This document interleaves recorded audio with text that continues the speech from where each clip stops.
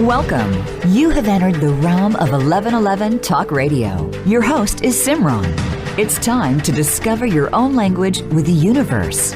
Empower yourself, broaden your mind, open your heart, and discover who you are. Now, here's your host, Simran.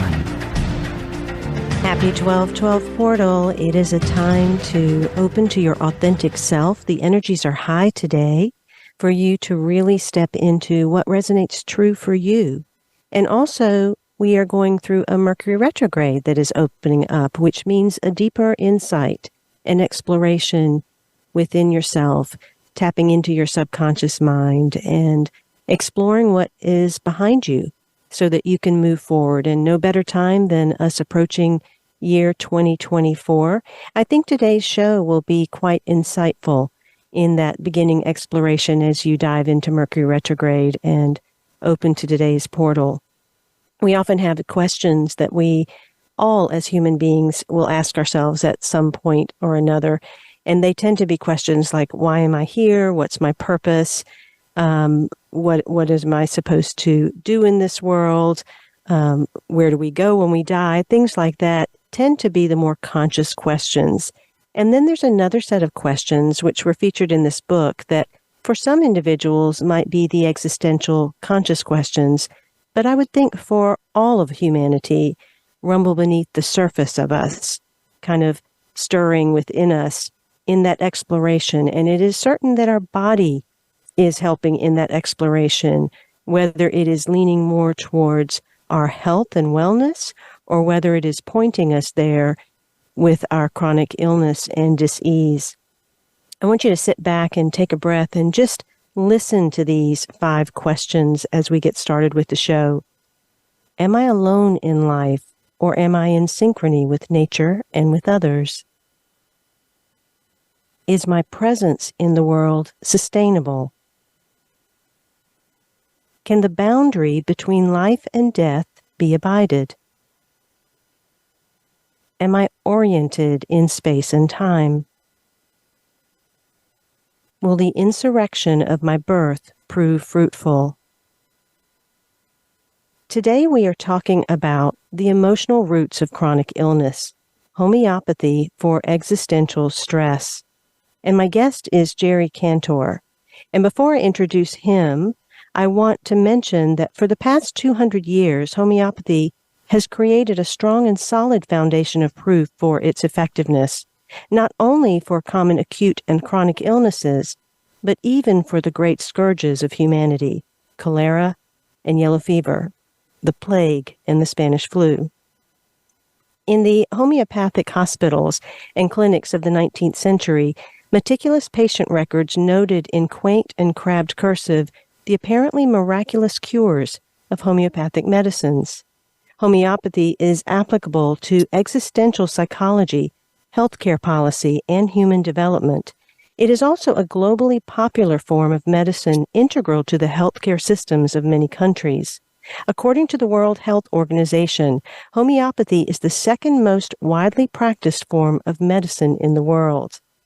This is a really fascinating book that we're going to dive into, and it has ties to Chinese medicine, to the elements, to the organs, to the body, and to the senses.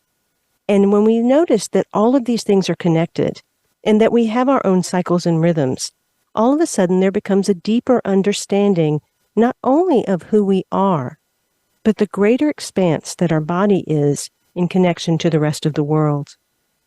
My guest today is Jerry Kantor, and he is a faculty member of the Ontario College of Homeopathic Medicine and owner of Vital Force Healthcare, a Boston area homeopathy and acupuncture practice. The first acupuncturist to receive an academic appointment at Harvard Medical School's Department of Anesthesiology. Kantor is the author of Interpreting Chronic Illness, The Toxic Relationship Cure, and Autism Reversal Toolbox, and the Emotional Roots of Chronic Illness, Homeopathy for Existential Stress. There's one other book. It's called Sane Asylum.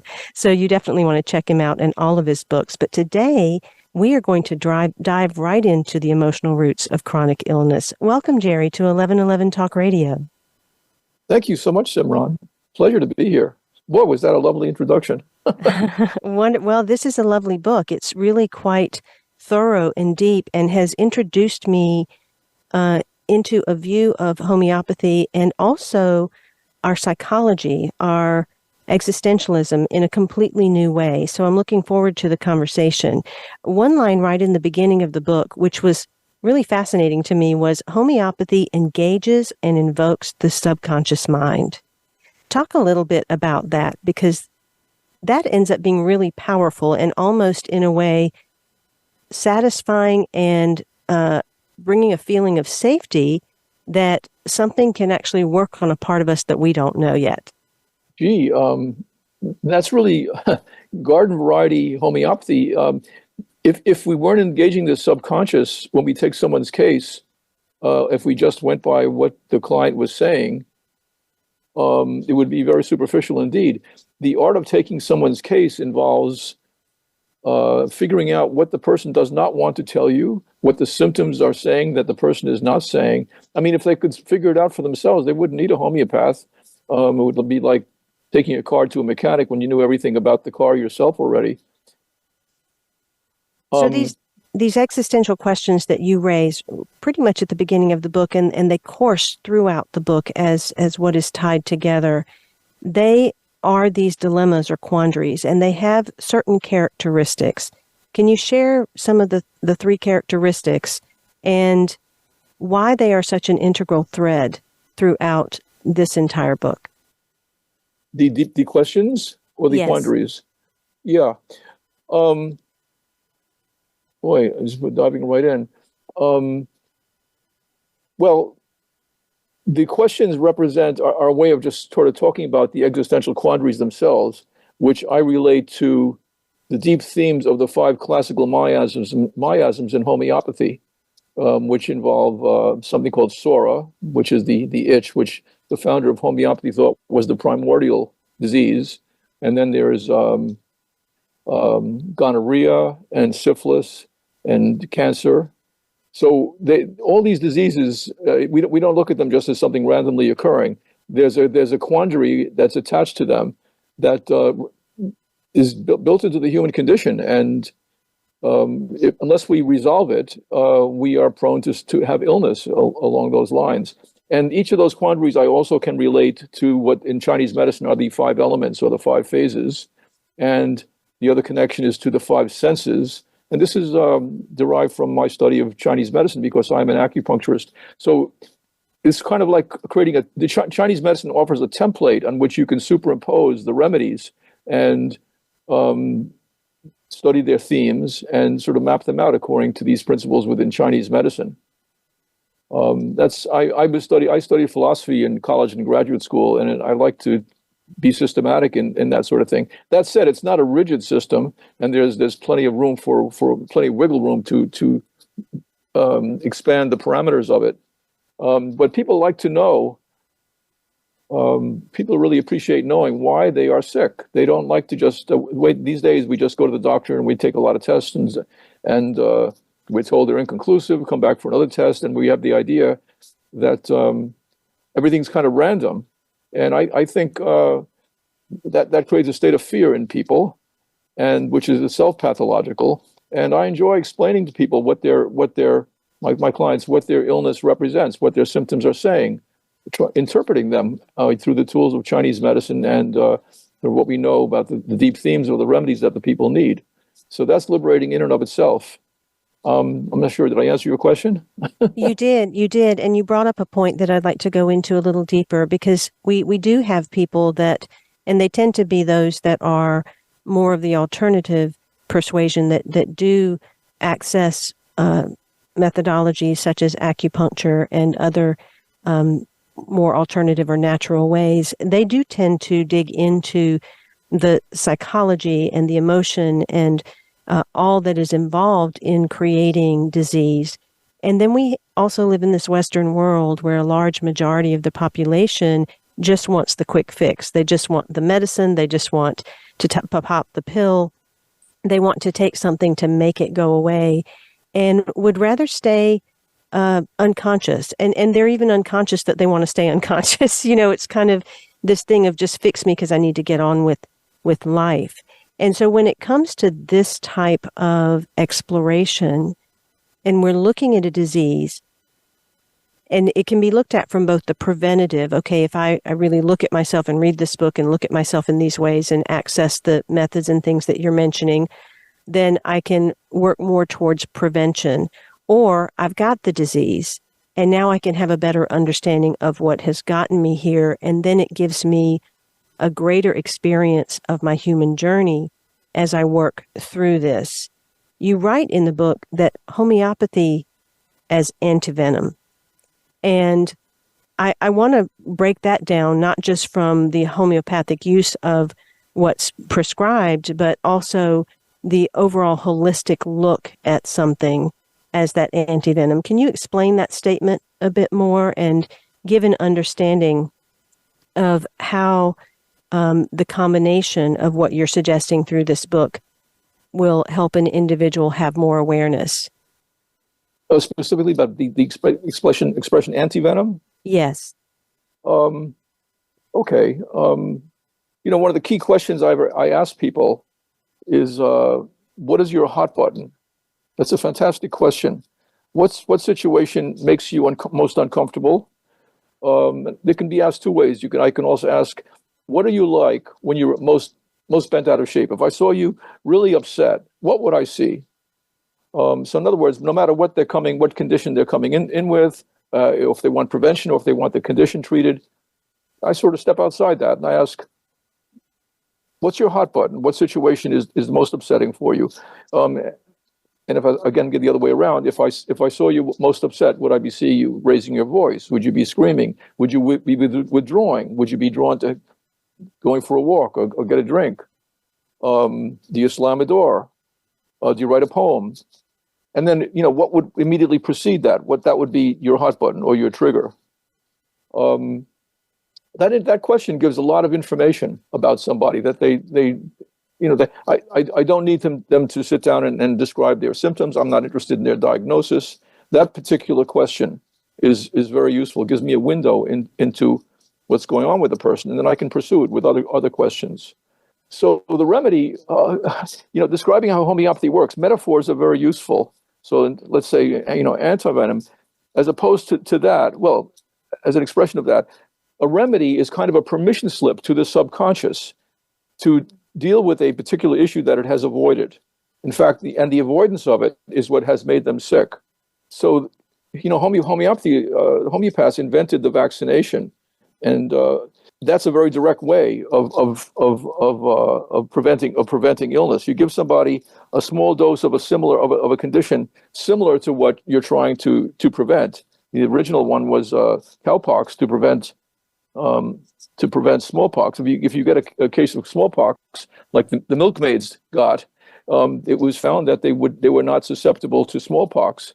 The actual venoms that are antivenoms that are used in conventional medicine, require a middleman or a middle horse, because you create the antibodies within a horse and then you extract the substance and make the vaccine from that. Homeopathy is more direct because we actually deal with, first of all, there's no middleman or middle horse whatsoever. We are trying to figure out what the person is allergic to at the existential level, so to speak, and then the remedy operates something like, along the lines of this vaccine.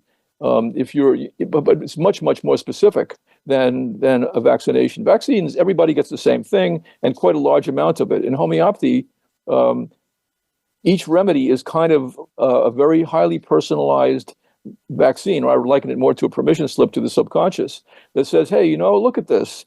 This is so similar to what's been going on with you. In a gross amount, the substance that this is made from, and the gross amounts of it, would produce the symptoms in healthy people, and also would exaggerate the existential problem that you got at a subconscious level.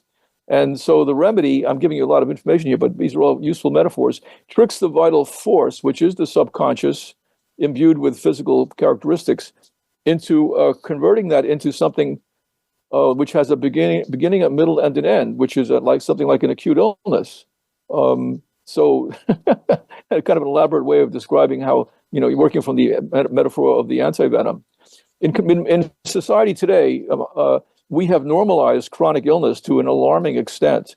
We have good days and bad days, and we accept all kinds of conditions. We accept depression, we accept asthma, all kinds of things, because we have these medications that can suppress our symptoms. But we go from one to the other, and we kind of hang on with this way of working for a long, long time. But it never really deals with the core problem, and yet we're terrified of acute illness. What are you taking for that? Oh my God, you sneezed. You shouldn't have that. What are you allergic to? So homeopathy converts a chronic problem into something like an acute problem, so that as to get to the other side of it. The good thing about an acute illness is it has a beginning, a middle, and an end, and you resolve it. So all these metaphors are kind of useful. It's like comparing the Cold War to a short hot war that solves maybe a border problem permanently. Whereas the Cold War, every day you've got the stress of this particular kind of a potential conflict. It's always there, and that has long-term detrimental effect on folks. Anyway, the normalizing chronic illness is very good for the economy. It really fuels a fantastic pharmaceutical industry with all this, profit motives. If people thought that they could just get well by just having little episodes of acute illness and never needing any medication, I wonder if they would choose that. I often wondered that when I practiced more acupuncture, what would happen to the pharmaceutical industry if people just went for acupuncture whenever they felt run down or just a week or had some things cropping up. You probably could take your arm, go to the CVS and knock all the remedies, all the drugs off the shelves, and people would be perfectly fine, overall. Wow, I don't know. I went off quite a tangent there. Well, no, I loved all that you shared, and I love the fact that you did provide so many metaphors, because I think that makes it very tangible for many people. I know that I utilize a chiropractic internist and an acupuncturist, and between the two of them, I don't ever have to take any medications or see a doctor of any other sort. So I do believe very much in these different types. I also see through the book you utilize Greek mythology, and in particularly the existentialist ideology Avatar, which is the myth of Sisyphus throughout. And in utilizing that mythology, I also saw quite a few different diagrams that illustrate a cycle that tends to happen. This I found fascinating because I released a trilogy myself last year about dealing with the different things that come up in life, but really sitting with them and allowing the body to decondition, as opposed to having to go out and do anything externally to try to correct what I was feeling or experiencing or thinking or emoting. And so seeing all that, it brought me to the same place as where you are bringing people through homeopathy, which I found was fascinating, because in my book, it ended up having to do with the elements and the senses. And it was cyclical like that. Can you talk a little bit about both the use of the myth of Sisyphus and also the cyclical nature of both these cycles and rhythms when it comes to elements and the senses in dealing with the existential stress and the chronic illnesses? Yeah, Simran, this book that we're talking about now is actually a sequel to my very first book, which was Interpreting Chronic Illness, the Convergence of Homeopathy, Traditional Medicine, and Biomedicine. And in that book, at the end, I created something, people haven't paid much attention to it, but it's exactly what you're talking about. It is a mandala that you can create for yourself to assess your existential health and your health with respect to these, what I call, 5 sense dimensions, because my analysis of chronic illness was along the lines of these sense dimensions, each of the 5 senses being, also having a particular very unique qualities. So anyway, if you want to sit with this issue and figure out how you are, what your illness susceptibilities are in existential terms, you could take that chapter out. It's actually free up at my website. You can download the self-diagnosis mandala, and then you would answer the questions and to determine how much of a charge such and such a quandary has, and you would get a sense of, you would get a mandala completely personalized that shows you where your issues are and what you can work with, and you could do that create that mandala, from time to time, every few months or every few years, and see what has changed for yourself in terms of your illness susceptibility. I don't have that in this particular book. It's in my first one, but yeah. Even apart from taking a remedy, if you sit with those quandaries and see, determine for yourself what the charge of them is, you will be doing a meditation, actually, just like is done in other spiritual traditions where you have a mandala that you meditate on. Well, anyway, a mandala is circular, and the energy is cyclical. Which is to say that when we are born and we become, we are infants, and then we become adolescents, and then adults, and then middle-aged people, and then elderly people, and then we die. That's not the end of it. From the standpoint of the 5 phases, that's actually when you get to the end point and you die. It's actually, and you have rebirth. You will see that you come right back, come back and have to go through the cycle again. But because we evolve, it's of course happens at a higher level for the most part. And all the deep traditions have this cyclical idea around existence. It certainly isn't, boom, you die, and that's the end of things, which unfortunately is an unfortunate interpretation in the West, which seems to lack spiritual grounding. There definitely is a psychic excavation that takes place as someone engages homeopathy, because like you said, you ask those questions, and then it becomes more about not just what the person's experiencing, but what led to that experience. And oftentimes our life circumstances, even before an illness comes on board, is very much like rolling a boulder up a hill, kind of like the myth of Sisyphus illustrates throughout that. So as we are rolling that boulder up the hill, where is the place to start? Do these questions start to arise and these issues start to arise with a beginning point, or do we kind of find ourselves in the cycle somewhere and then kind of have to close it out? Yeah, we find ourselves within the cycle, and with homeopathic care, what you wind up dealing with, it changes. There's really not that much logic to what progresses from one level, from one remedy to the next. You may go forward or backward in that cycle. That's not particularly important. Maybe it would be best. This is getting kind of abstract. Would it be okay if I just sort of went through a case history or two? That would be great. Yes, let's do that. It would be a lot more clear, I think, if I did a case with which exhibited existential themes and gave an idea of how the case taking goes. That might be more clear. I think that would be great. I know we don't have much time at the end of this segment, so we'll start the next segment off that way. Perhaps we can talk a little bit about the inborn toolkit of the 5 emotions. Okay, that would be great. Speak a little bit about what the 5 emotions are and how they relate to the elements. Sure thing. Yep. And you write, in traditional Chinese medicine's 5-phase theory, a rudimental psychological model is presented within which 5 basic emotions, each of which is aligned with a particular phase, are contained. And in this, joy aligns with fire, anxiety aligns with earth, sadness aligns with metal, fear aligns with water, anger aligns with wood. I'd love for you to expand on anything there. Yeah. Okay. This is a lot of fun. This is really maybe to me the simplest part of the book, because it comes from Chinese medicine. Chinese psychology is not particularly deep, so we can work with these 5 tools very easily. The book as a whole gets much more sophisticated around these questions, but the toolbox model is very, very accessible. Okay, so I liken each of the emotions, the 5 core emotions, to a tool. Tools are something that you use when you need them, and then you put them away when you're done. You should never feel like you should never need a tool or overuse one particular tool.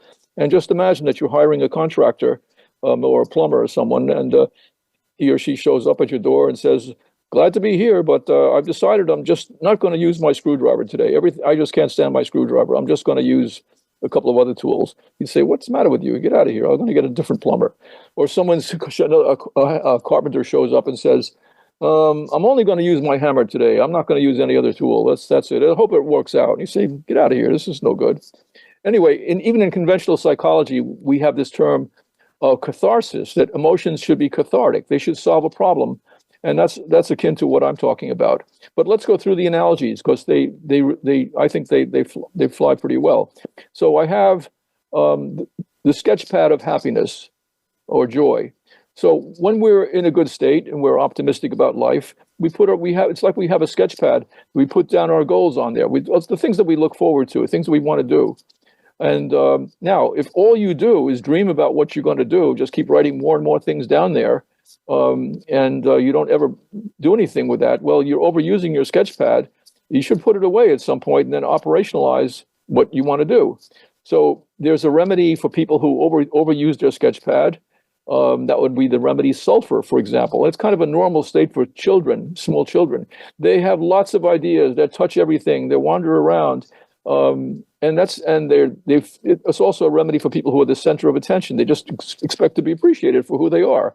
There's not a whole lot of concern for others, but that's normal for a toddler. But if that state also creates in them excessive, skin conditions, or they then become intolerant of heat, and they just have kind of a messy kind of appearance, their intelligence is not well consolidated. Their ideas are not well consolidated. In an adult who needs the remedy sulfur and is in that state, it's like they have an inefficient furnace inside themselves, which off-gasses and produces a lot of ideas, but kind of turns them into a mad scientist. And they would be gassy and have all kinds of digestive complaints too. Anyway, that's someone who's overusing the sketch pad of happiness. The opposite of that would be someone who just is depressed and feels that there's no point to things, just has given up on being hopeful, and can't think of any purpose in life. So her sketch pad or his sketch pad is crumpled up and grimy in their pocketbook or their pocket. They're just not using it, and that would be a remedy like sepia for people who've found that hope has become toxic. A number of women need this, where these marriage has gone sort of sour, and there's a half-heartedness that goes to everything. So you can sort of see that metaphor works, that you can find remedies on both sides of that existential divide. So that's really, really fast. I'm going to break us for this segment, and we will come back and learn about the rest of the toolbox. Jerry Kantor is a philosopher of medicine, and he explains how identifying a default emotional response, such as anxiety or anger, along with its accompanying physical symptoms, can determine the core existential stress or heredity pattern underlying a chronic condition. For each of the 5 classical miasms and their associated physical and emotional conditions, Jerry presents homeopathic remedies that modify the impact of specific existential quandaries and explains their indications through the detailed examples from his practice. We are talking today about the book, The Emotional Roots of Chronic Illness, Homeopathy for Existential Stress. You can also grab that chapter he mentioned earlier in the episode at vitalforcehealthcare.com. Otherwise, pick up any of his books, and specifically this one, The Emotional Roots of Chronic Illness, Homeopathy for Existential Stress. We'll be right back with Jerry Kantor after these messages.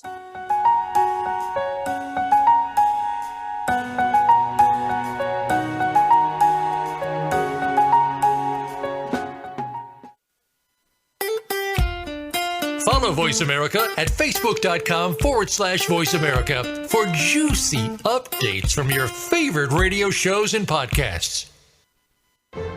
Have you seen 1111? Do you wonder why certain numbers keep showing up in your life? 11, 111, 22, 33, 444. People all over the world are seeing 1111 and learning the language of universal communication. Subscribe to 1111 Magazine today. www.1111mag.com. 1111 Magazine is a bi-monthly print publication that offers a rich, multi-sensory experience. As you engage with experts and topics of consciousness, become enlightened, empowered, and energized, so you live a passionate and authentic life of conscious choices. is 1111 Magazine, a daily staple for lifting the mindset, discovering the heart, and stepping into conscious living. 1111 Magazine. Order now at www.1111mag.com. 1111mag.com. Do you want more? More joy, more abundance, more power and presence? How would it feel to have more loving relationships? More empowered community, greater fulfillment, and life purpose? The 1111 Mastermind community inspires, empowers, guides, and supports transformation. Shift your mind, expand your heart, deepen insights, let go and chart a new course, dream a new dream. The 1111 Mastermind community is an online portal for personal transformation and soulful expansion. Go to courses.1111mag.com. That's courses.1111mag.com. Change begins with you. Let it be simple, convenient, and transformative. The time is now. Step through the 1111 gateway. Courses.1111mag.com. Live up to your fullest potential. This is the Voice America Empowerment Channel.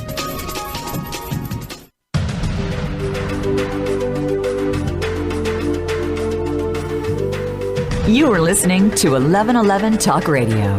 Simran is an award-winning author, publisher of 1111 Magazine, powerful speaker of wisdom, and a life mentor.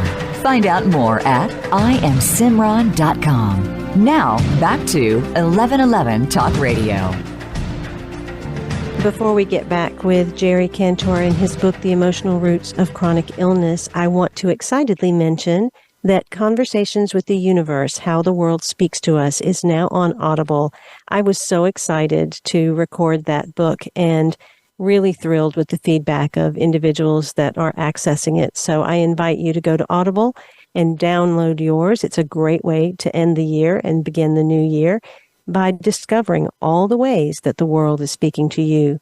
We have signs and symbols that come through everything, including our homes and our cars, our children and our pets, the people we meet, the experiences we have. The universe is having a conversation with you. Are you listening? Are you sensing? Are you hearing? Are you seeing? Go find out more by going to Audible and getting your copy of Conversations with the Universe.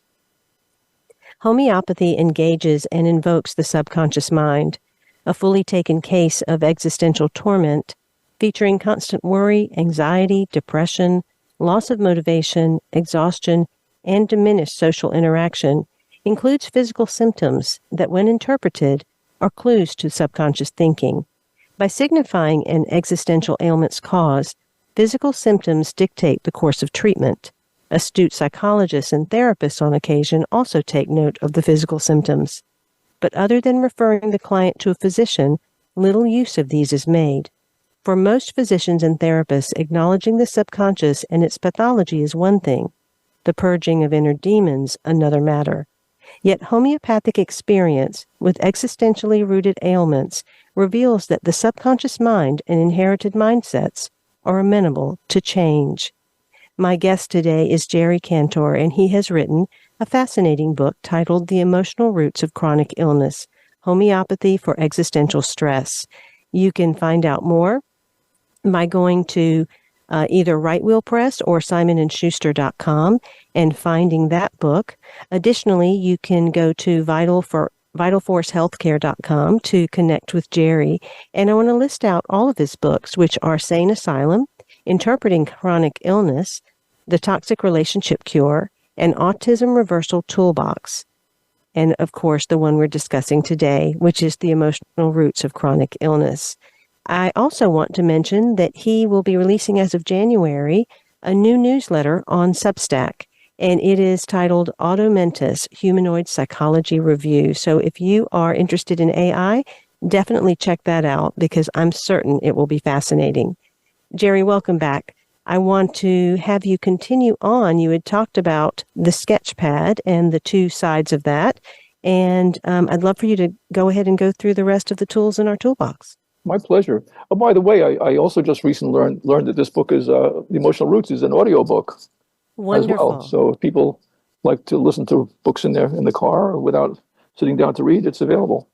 Yeah, I'll continue with this metaphor, this very basic but very useful comparison of the emotions to tools. So the second tool would be the screwdriver of anxiety. And by the way, language is very useful in terms of this. Anytime an idiom is created, a truth is embedded in language. There's something to that. It's not a random thing. We'll come to that when I talk about the pliers of grief, because we become gripped by fear. I'm sorry, the pliers of fear. But anyway, the screwdriver of anxiety. When we're bearing down on something, to use a screwdriver, you kind of have to bear down on one particular spot and press and turn the screwdriver. So anxiety, a lot of people think, I never want to be anxious. That's a mistake. If you're in the forest and you're starving, your anxiety will keep you from being poisoned. If you'd want to see a mushroom there, maybe your anxiety will prevent you from eating the whole thing. Maybe eating the tiniest amount of it, you could determine if it's bad for you or not. So the point of anxiety is to get you through a stressful situation, just long enough to know whether to eat a mushroom or not, or it will also fuel a high level of performance. If you're overly anxious and if it prevents you from doing anything, then you may need a remedy like arsenicum, which is made from arsenic. Homeopathic remedies are made from bad things because, remember, they treat what they cause. It's not like you're going to be actually poisoned by arsenic. But if someone who has been poisoned by actual arsenic, they get a presentiment of death. They feel like there's not much time. They have to take care of the people in their circle of love. They're concerned about aging, and they become perfectionistic, and their anxiety will inhibit them from doing all kinds of things. So that would be one prime remedy on one side of that divide. If you have not enough anxiety and you tend to do things recklessly, then you might need a remedy like meteorinum. And in that case, you might be burning this candle at both ends and just doing things in a reckless fashion. There's much more I can say about that remedy, but I won't for just now. Just talking about how the screwdriver of anxiety is, again, like a tool that you use just to solve a problem, and then you put it away when it's done. Many great performers, get incredibly anxious before they go on the stage, and that anxiety fuels a high-level performance. In basketball, Bill Russell always vomited before he went on the basketball court, and then he was fine. He performed really well. The third tool I just alluded to before is I didn't talk about the hacksaw of sadness. We'll come to the pliers of fear momentarily. So sometimes what happens when someone close to us dies or we've had a significant loss? Some people get over it really quickly, and some are just completely caught up in the loss, and they cannot let it go. So I've likened the tool here to a hacksaw. A hacksaw cuts things off. At some point, we have to accept the loss, and that would mean that the hacksaw has cut through. If all you do is cry and cry and cry, and you need a remedy like pulsatilla because you're just constantly feeling the state of grief, the loss, well, you're overusing the hacksaw of grief. If you can't use it at all and you need a remedy like Natrium muriaticum, these are for folks who something really serious has happened and they cannot cry. Why is that? Well, they feel like these are people enmeshed in a kind of a good girl, a good boy syndrome. They feel like if they cry, they'll cry forever, and that would be no good. They would draw too much attention to themselves. Or if they got past the grief, are you kidding me? That would dishonor the loss. This is way too big. So people like that become very self-contained, and they cannot use the hacksaw of grief. They're like countries that send all their energy to the periphery, and the inside is tender and overly sensitive. They want a connection with someone, but they also have to keep it at arm's length. That's a famous grief remedy for entrenched grief, and that harms the fluid metabolism of the body. Moving right along, I'll come to the pliers of fear. As I said, language is very useful. Why do we say we're gripped by fear? Well, we should be gripped by fear as if held by a pair of pliers, just long enough to know whether to fight or run away. It's perfectly okay. But once this problem is solved, you put your pliers away and you move on. So there are remedies for people who are constantly fearful. Every situation makes them worry, and they're just overusing the pliers of fear. And again, there are people who are just not very fearless, and they do outrageous things. I don't think I have time to go through all the remedies. Anyway, one of the best examples will come of how this works will be when I talk about the hammer of anger.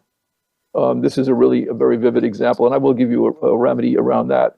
So we know how hammers work. If the nail is sticking up, you take your hammer out and you smash it down, then you put your hammer away.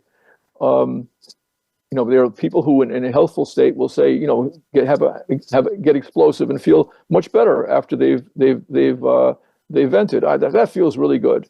Someone comes into your room and makes fun of you and insults you. Say, get the heck out of here. Who the hell do you think you are? That solved the problem. Got rid of that person. I feel much better.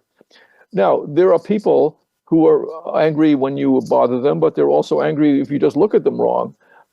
This might be the case of someone who has been terrified in a war situation or has, as a child, has been watched something horrifying and terrifying. And in consequence of that, there's a rage that comes out of them that is survival oriented. It's something that they have to do at a subconscious level. They don't know why it's happening. People with these hair trigger tempers, or people who've come from out of a war and now have PTSD, they have a rage that is just absolutely hair trigger. They don't have any control over it. Once again, it is subconscious.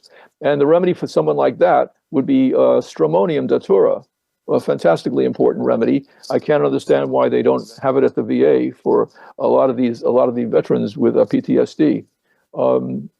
The fear there is that you've been abandoned in the wilderness. You've been absolutely abandoned, and the terror is incredible, and the rage is the compensation for that. Now, getting back to the hammer, they're overusing the hammer. There's another remedy which is extremely important, and this metaphor works so well for. Ever meet people who just cannot express their anger? They speak in a soft tone of voice. If they're pushed against the wall, they will just cry, or they'll go into their room.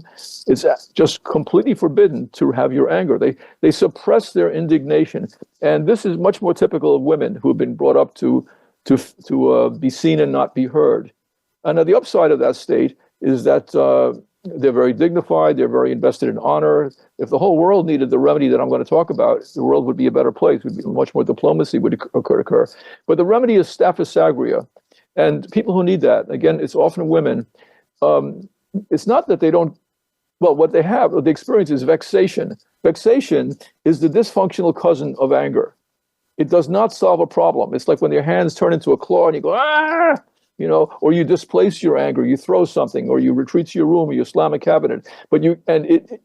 My go-to question when I'm confirming that remedy is, how do you feel after you get angry? Do you feel better or worse? Invariably, they say they feel worse. And that's because they've been taught that any kind of expression of natural anger will result in something cataclysmic or terrible violence. They've been taught that.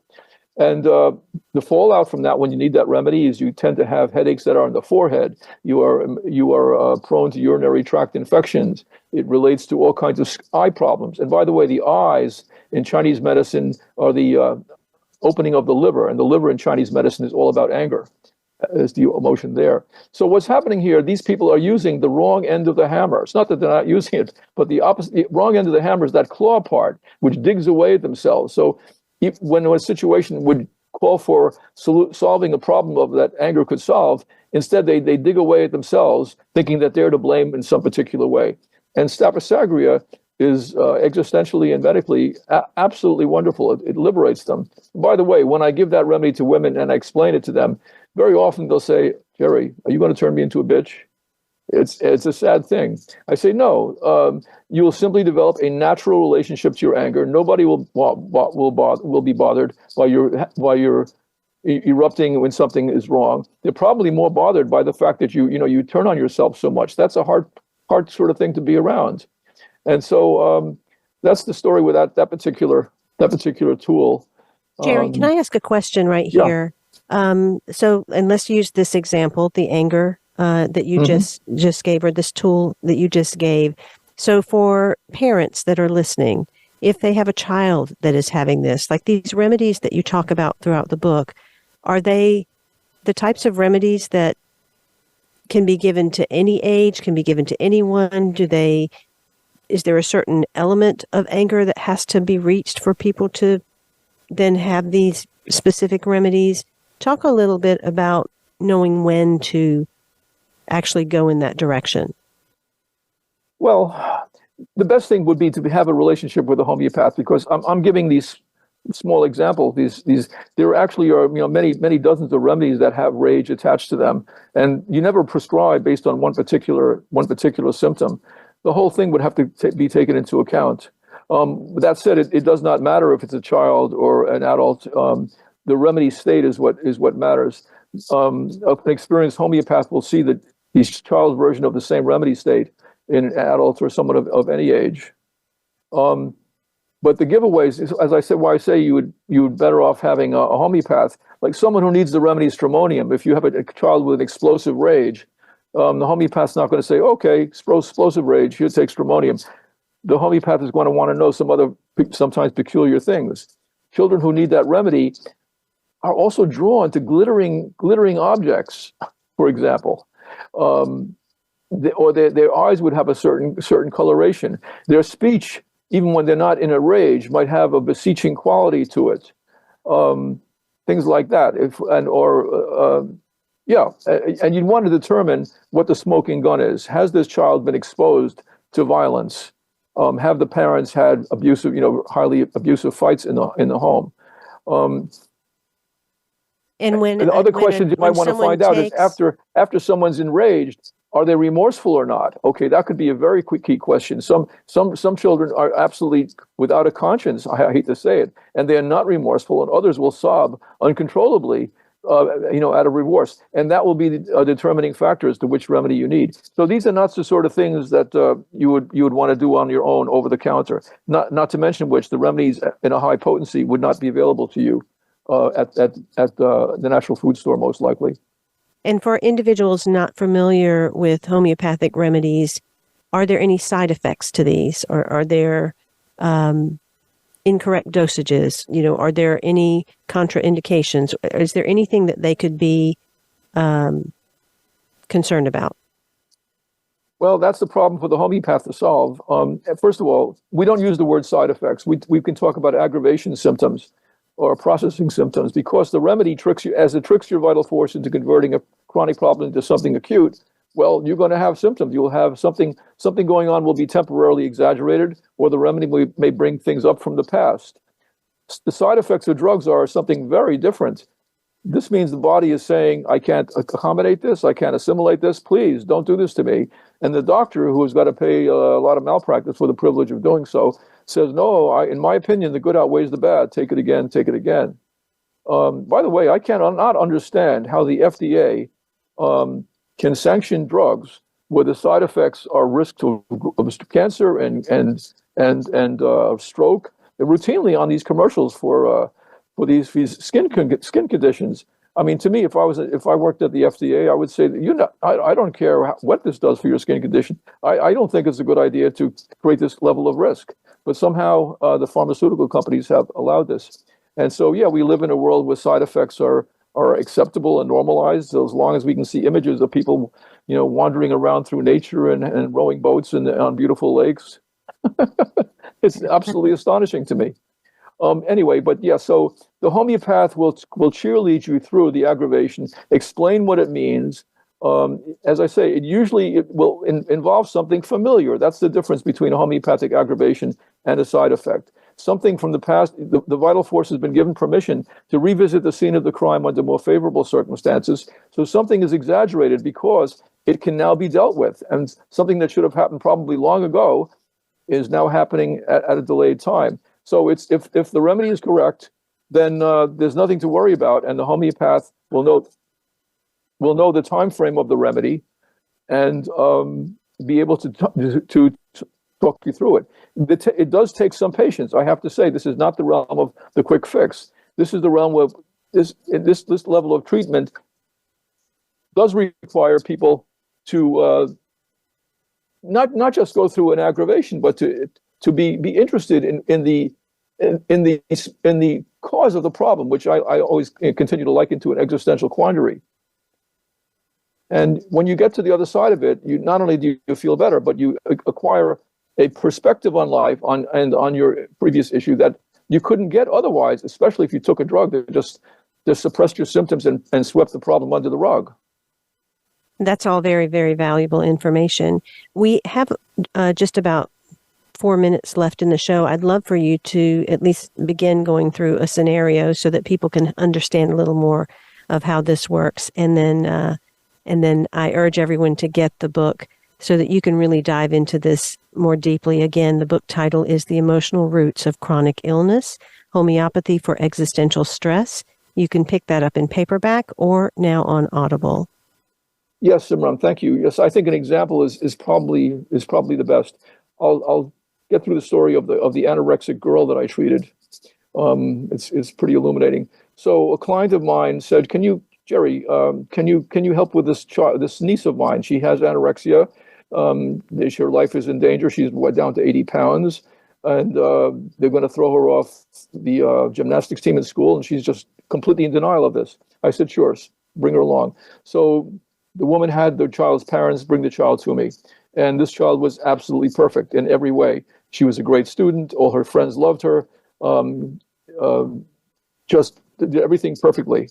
And I'm talking to her, and I'm trying to find out, well, what's going on here? What do you say? She had no symptoms to report, except when I asked her about her stomach, she said, yeah, it does feel like my stomach is caving inwards. From that particular symptom, I decided that she needed the remedy I actually talked about before, which was arsenicum. So when you actually take a poison by genuine arsenic, what happens is in your body is that the circulation contracts, pulls inward, and as a result of that, the extremities get cold, but there's a burning sensation inside at the stomach. Now, existentially, I made another judgment here. I've decided that what this girl was trying to do, which is mad, the only symptom that was all her pathology was concentrated here, she was trying to retreat back to the safety of the womb. And that was what was underlying her refusal to eat and her thinking that it wasn't that she genuinely thought that she was fat. I think underneath that was a desire to return to the safety of the womb. Now, Freud will tell you that not eating and not breathing are really the same. They both happen through the mouth. It's a profound delusion that goes way back into infancy. Anyway, getting to the chase, I gave this girl arsenicum and a high potency of that. And a few weeks went by, and I hear from the aunt, because the family is not communicating with me. I said, well, the aunt contacted me and said, Jerry, the girl is eating. She's eating. I said, well, it's fantastic. What's going on? Well, I'd like to see her. Let's find out about that. And the aunt told me, they don't want to see you. They do not want to see you. I said, how come? Because the girl is also talking. So in the course of why she did this, she was the repository of various secrets in the family. And as long as she kept her mouth shut, the family ecology was stable. They didn't like the fact that now she was talking. She was undergoing a rebellion that needed to happen. And one of my existential questions is, did I have a successful rebellion? Was the insurrection of my birth fruitful? They were furious at me because the whole family needed to go to a family therapist. But the remedy exploded exploded this delusion that unless she kept her mouth shut, the family would fall apart. You remember I said that in the arsenicum state, you're deeply concerned about your circle of love, how everybody. In her delusional state, she felt that unless she didn't eat and she kept her mouth shut, both as in terms of speaking and eating, the family would have come apart. So that's a story from homeopathy land that always left a big impression on me. And there wasn't. It's a great story, and I'm glad I saved her life. But it is instructive because it shows you how deep these kind of things, these kind of remedies can work. It is a great story, and there are so many stories in the book that will help you understand this information and tap into parts of yourself. Once again, I'm going to share the 5 existential questions. Am I alone in life, or am I in synchrony with nature and with others? Is my presence in the world sustainable? Can the boundary between life and death be abided? Am I oriented in space and time?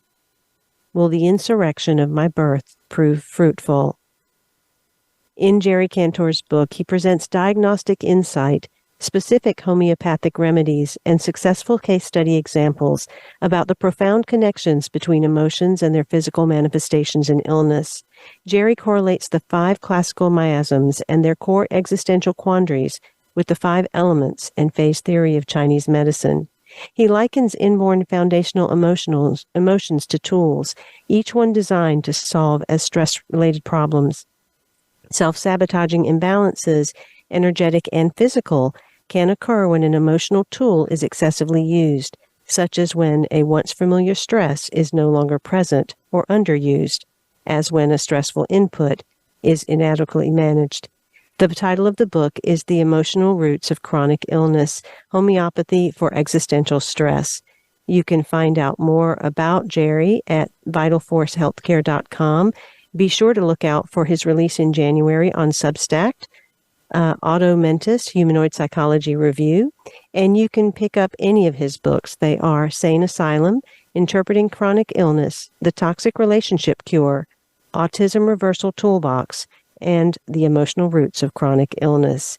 Thank you so much, Jerry, for being on 1111 Talk Radio. Until next week, I am Simran, in love, of love, with love, and as love. Be well. Thank you for opening your mind to a new reality, your heart to greater compassion, and your experience of aliveness with 1111 Talk Radio. Join host Simran next Tuesday at 8 a.m. Pacific, 11 a.m. Eastern Time to step through the gateway of conscious living here on the Voice America Empowerment Channel. Remember, you are not on the journey. You are the journey.